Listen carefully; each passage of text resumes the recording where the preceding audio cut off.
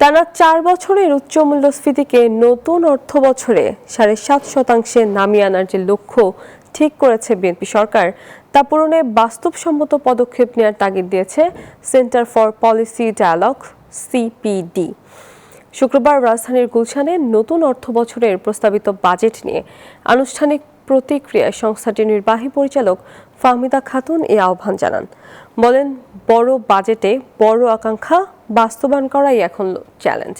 অর্থনৈতিক পুনরুদ্ধার, বিনিয়োগ বৃদ্ধি, কর্মসংস্থান সৃষ্টি এবং দীর্ঘমেয়াদী সংস্কার কার্যক্রম এগিয়ে নেওয়ার সক্ষমতা প্রদর্শনের এটি সরকারের প্রথম বড় সুযোগ বলেও জানায় সিপিডি।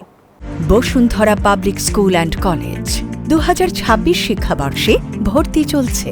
যে সুদ ইত্যাদি দিতে যাওয়া ঋণের পরিমাণ জিডিপির তুলনায় বাড়ছে, সেটা আস্তে আস্তে এটার সাস্টেনেবিলিটি রিস্কটাও বাড়ছে। সেই ব্যাপারেও কিন্তু সরকারকে সামনের দিনে ঋণের ব্যবহারটা সুচারুভাবে করতে হবে, সেটাই হচ্ছে মূল বিষয়।